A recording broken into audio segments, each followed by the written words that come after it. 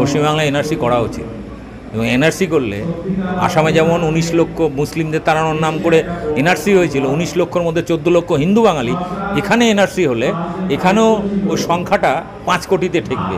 আর 5 কোটির মধ্যে 4.5 কোটি ওই বাঙালি হিন্দু বা মতুয়া যারা বাংলাদেশ থেকে এসছে তাদের নামটাই বাদ যায়। সে তো বাঙালি বিদ্বেষী, সে তো অবশ্যই, কারণ বাংলাকে ভাঙার জন্য কদিন আগেও চেষ্টা করেছে উত্তরবঙ্গ দক্ষিণবঙ্গ। কিন্তু সবথেকে বড় ব্যাপার হচ্ছে বিজেপি নিজের জন্য যে গাড্ডাটা খুঁড়ছে সেই গাড্ডায় নিজেরাই পড়বে। আর পশ্চিমবাংলায় এসআইআর চালু হলে সবথেকে বিজেপির ভোটটাই সবথেকে 50% কমে যাবে, কারণ মতুয়া উদ্বাস্তুদের নামই তুলতে পারবে না, আপডেট করাতে পারবে না। তাদের তো 50 বছর আগের কোনো ডকুমেন্ট নেই, 70 বছর আগের কোনো ডকুমেন্ট নেই, কী করে দেখাবে, প্রমাণ করবে কী করে? তার বাপ ঠাকুরদা ভারতীয় ছিল। 52 থেকে দেখছি 56 লক্ষ মানুষের নাম বাদ দিয়েছে, নির্বাচন কমিশন বাদ দিয়েছে, কি বলবেন? বিষয়টা হচ্ছে আমরা এতদিন বাঙালি বা কি মতুয়াদের নাগরিকত্ব দেবে, আসামে বাঙালিদের নাগরিকত্ব কেড়ে নিল, আমরা এই নিয়ে এতদিন চর্চা করছিলাম যে নাগরিকত্ব দরকার, বিজেপি সেই টোপটা দিল। কিন্তু হঠাৎ করে এসআইআর মানে স্পেশাল ইন্টেন্সিভ রিভিশন বলে যে নতুন একটা নিয়ম এসেছে যে ভোটার তালিকা সংশোধন, এটার মাধ্যমে কি বোঝাতে চাইছে? এটার মাধ্যমে একটা জিনিস পরিষ্কার যে গরিব মানুষ যারা, তাদের ভোটাধিকার দরকার নেই। মানে আগে রাজাদের সময় কি ছিল যে রাজা যখন হতো তাকে সাধারণ মানুষ নির্বাচন করতো না, রাজ পরিবার থেকে যারা তারাই ঠিক করতো কে রাজা হবে।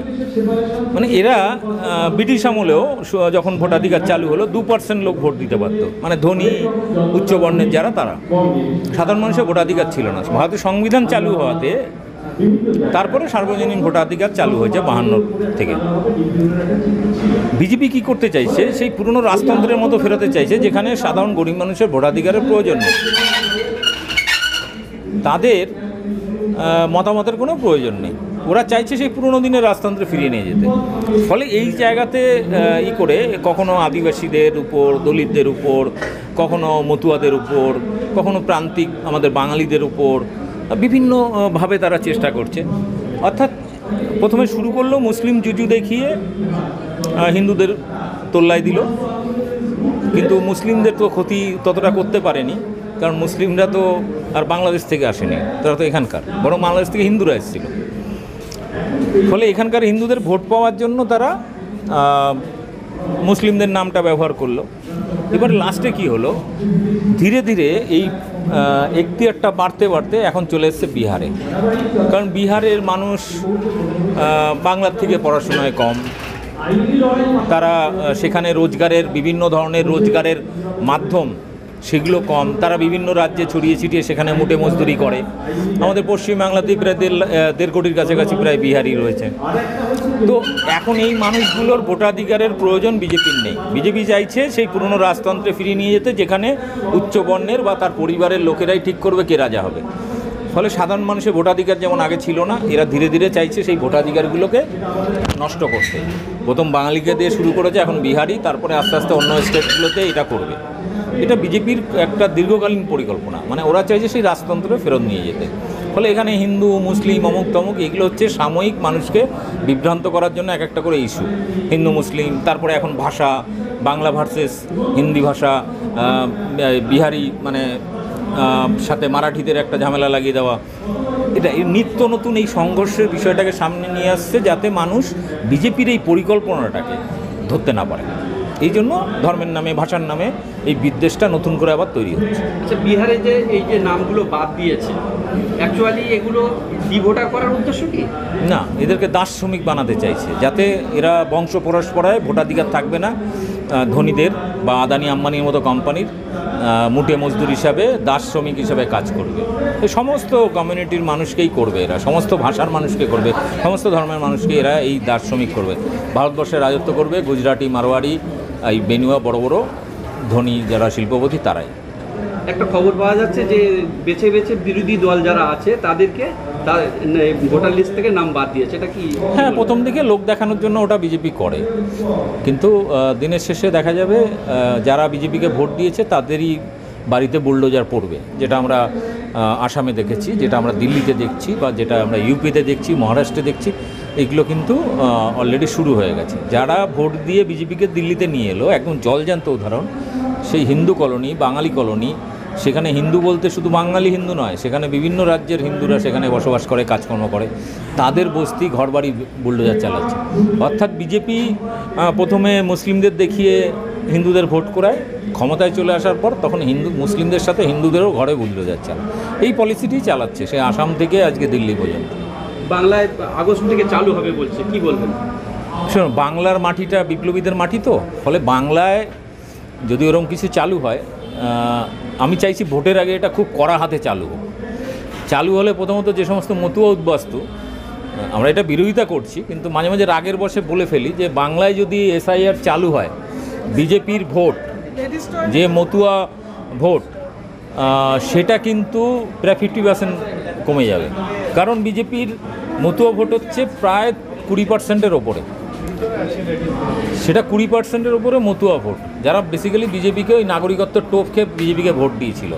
আর এসআইআর চালু হলে যখন তারা বাপ ঠাকুরদার ডকুমেন্ট দেখাতে পারবে না নিজের সাপোর্টিং ডকুমেন্ট হিসাবে, তখন দেখা যাবে তাদের নামগুলো বাদ যাবে, তাতে বিজেপিরই ক্ষতি। আর এটা পশ্চিমবাংলায় সাকসেস করতে পারবে না। যখনই বিজেপি দেখবে যে আমাদের ভোটার কমে যাচ্ছে, অটোমেটিকলি পশ্চিমবাংলায় এই প্রজেক্ট বন্ধই করে দিতে পারে বিজেপি। এবার আমি মাঝে মাঝে রাগের বসে চাই এটা পশ্চিমবাংলায় বেশি কড়া হাতে হোক, কিন্তু সাধারণ মানুষ তো এর বিরোধিতা করছে। সাধারণ মানুষ তো হবে। এই যে বিহার হলো, বিহারে যেমন আজকে লাস্ট খবর হচ্ছে যে 50 লাখ 70 লাখ, ওটা নাকি আজকে আবার কমে 90,000-এ গিয়ে দাঁড়িয়েছে, একটু আগে খবর। ব্যাপারটা হচ্ছে বিজেপি যে ফাঁদ পাতে অন্যের জন্য, সেই ফাঁদে নিজেরাই পড়ে। বলে না যে কেউ যদি অন্যের জন্য গাড্ডা করে, সেই গাড্ডায় নিজেকে পড়তে হয়, বিজেপির অবস্থা হচ্ছে তাই। ফলে ভারতবর্ষ মিশ্র সংস্কৃতির দেশ, এখানে নানা ভাষা, নানা ধর্মের মানুষ থাকবে। এই মিশ্র সংস্কৃতিকে ধারণ করেছে আমাদের সংবিধান।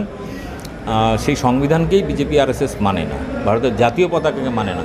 শুধু লোক দেখানোর জন্য একটা মিথ্যা দেশভক্তির জিগির তোলে, মুসলিম বিদ্বেষ তোলে। বাস্তবে বিজেপি হচ্ছে ভারতবর্ষের প্রতিটি ধর্মের, প্রতিটি ভাষার বা সমগ্র ভারতবাসীর শত্রু, দেশের শত্রু, সংবিধানের শত্রু, মানবতার শত্রু। এর থেকে জঘন্য, আমি তো এদের রাজনৈতিক দল বলি না, এদের একটা জঙ্গি গোষ্ঠী, হ্যাঁ, এটা উগ্র জঙ্গি গোষ্ঠী বলি। ফলে এদের মতো নোংরা পার্টি ভারতবর্ষের ইতিহাসে আগে ছিল না। আচ্ছা, অনেকেরই কাগজে সমস্যা আছে, যদি আগস্ট থেকে এটা চালু হয়, তাদের উদ্দেশ্যে কি বলবেন? এই যে মমতা ব্যানার্জি দুয়ারে সরকার নাকি, আবার আমাদের পাড়া আমাদের সমাধান, এই প্রকল্পের মাধ্যমে অনেকের সুযোগ থাকবে কাগজপত্র ঠিক করার। বিজেপির নেতারা বলছে যে মমতা ব্যানার্জির দল ঘোষণা করছে যে যাদের কাগজের সমস্যা তারা আসুন আমাদের কাছে এসে কাগজ ঠিক করুন। এর অনেক বিরোধিতা করছে যে যারা বাংলাদেশে আছে তাদেরকে সমাধান করে দেবে, কি বলবো? আগে বাংলাদেশ থেকে যে সমস্ত মতুয়া উদ্বাস্তু আসছে তাদের 100% সবাইকে নাগরিকত্ব দিয়ে দেখাক না। এটা একটা খুব মজার ব্যাপার। আমি তো মাঝে মাঝে বলি, এখানকার যারা নাগরিক বা বাংলাদেশ থেকে যারা আসেনি তাদের কাছে সিটিজেনশিপ সার্টিফিকেট নেই, বাংলাদেশি লোকদের বলছে দেবে। আমি ধরে নিলাম যে তারা পেল, গলায় ঝুলিয়ে ঘুরে বেড়াচ্ছে। এখানকার লোকেরা কি বলবে, দেখা যাচ্ছে বাংলাদেশি মাল, সার্টিফিকেট ঝুলিয়ে ঘুরে বেড়াচ্ছে, মানে বাংলাদেশি মাল। কারণ সার্টিফিকেটে পরিষ্কার নিচে লেখা আছে কোথা থেকে এসছে, বাংলাদেশ, এই অক্ষরটা বোল্ড করে লেখা। নতুন যে সার্টিফিকেট ইস্যু করছে, আর সার্টিফিকেট সবাইকে পেতে গেলে বাংলাদেশের ডকুমেন্ট দেখাতে হবে, তাকে ধর্মীয় নিপীড়ন দেখাতে হবে, অনেক রকম শর্ত। এবং সবথেকে বড় ব্যাপার হচ্ছে যারা এসে সরকারকে জানিয়েছিল বা আশ্রয় চেয়েছিল, শেল্টার চেয়েছিল, লং টাইম ভিসা পেয়েছিল, নানা শর্ত রয়েছে, তাকে সেটা প্রমাণ করতে হবে যে তুমি ভারতে আসার পরে অবৈধভাবে এসেও তুমি ভারতবর্ষে থাকার জন্য প্রয়োজনীয় অনুমতি ভারত সরকারের কাছে নিয়েছো। হ্যাঁ, নাহলে তো কেউ এরকম প্রচুর মতুয়া উদ্বাস্তু আছে যারা এখনও ওই দেশের ভোটার, আবার এখানেও তাদের ঘর বাড়ি জায়গা জমি, এখানেও ভোটার, প্রচুর চাকরিও করছে। এই কল্যাণী থেকে সম্প্রতি এক দম্পতির ছবি ভিডিও দেখালো, তারা বাংলাদেশে এখানে বসবাস করছে আর বাংলাদেশে গিয়ে মাইনে নিয়ে আসছে, ওখানে কলেজের প্রফেসর তারা। এই নোংরামিটা আছে। ফলে বিজেপি যাই করুক না কেন, কে তো বাঙালি বিদ্বেষী, সে তো অবশ্যই, কারণ বাংলাকে ভাঙার জন্য কদিন আগেও চেষ্টা করেছে উত্তরবঙ্গ, দক্ষিণবঙ্গ। কিন্তু সবথেকে বড় ব্যাপার হচ্ছে বিজেপি নিজের জন্য যে গাড্ডাটা খুঁড়ছে সেই গাড্ডায় নিজেরাই পড়বে। আর পশ্চিমবাংলায় এসআইআর চালু হলে সবথেকে বিজেপির ভোটটাই সবথেকে 50% কমে যাবে। কারণ মতুয়া উদ্বাস্তুদের নামই তুলতে পারবে না, আপডেট করাতে পারবে না। তাদের তো 50 বছর আগের কোনো ডকুমেন্ট নেই, 70 বছর আগের কোনো ডকুমেন্ট নেই, কী করে দেখাবে, প্রমাণ করবে কী করে তার বাপ ঠাকুরদা ভারতীয় ছিল? আচ্ছা, শেষ একটা, গতকাল না পরশু দিনে কলকাতা হাইকোর্টে এনআরসির জন্য আবেদন হয়েছে। কি হ্যাঁ, এক বলবেন? মহিলা, কি একটা নাম মহিলা, তিনি আবেদন করেছেন যে বাংলাতে এনআরসি করতে হবে, করা উচিত। আমি ওই মহিলাকে সমর্থন করি, বিজেপির মহিলা, আমি সমর্থন করছি। পশ্চিমবাংলায় এনআরসি করা উচিত। এবং এনআরসি করলে আসামে যেমন 19 লক্ষ মুসলিমদের তাড়ানোর নাম করে এনআরসি হয়েছিল, 19 লক্ষর মধ্যে 14 লক্ষ হিন্দু বাঙালি, এখানে এনআরসি হলে এখানেও ওই সংখ্যাটা 5 কোটিতে ঠেকবে। আর 5 কোটির মধ্যে 4.5 কোটি ওই বাঙালি হিন্দু বা মতুয়া যারা বাংলাদেশ থেকে এসছে তাদের নামটাই বাদ যাবে। তাহলে তো বিজেপির ক্ষতি হবে। তার বিজেপি তো চায় যে মানুষকে দাস শ্রমিক করতে, ভোটাধিকার থাকবে না, নাগরিকত্ব থাকবে না, রেশন কার্ড আধার কার্ড থাকবে না, তারা যে একটা স্বাভাবিক নাগরিক এই অধিকারটাই তো কেড়ে নিয়ে দাস শ্রমিক বানাতে চাইছে। তারই একটা প্রকল্প এটা। নাহলে নিজের দেশের নাগরিক, আমি তো পৃথিবীর কোনো দেশে দেখিনি যে নিজের দেশের নাগরিককে জোর করে মেরে ধরে বাংলাদেশে ফেলে আসে অন্য একটা দেশে। পৃথিবীর ইতিহাসে কোনো দেশে আমি দেখিনি যে নিজের দেশের নাগরিককে অত্যাচার করে আর বলে তুই বিদেশি বলে বাইরের দেশে ফেলে আসে। আমি পৃথিবীর অন্য কোনো দেশে এই ঘটনা দেখিনি। মানে এতটাই নোংরা বিজেপি। ধন্যবাদ।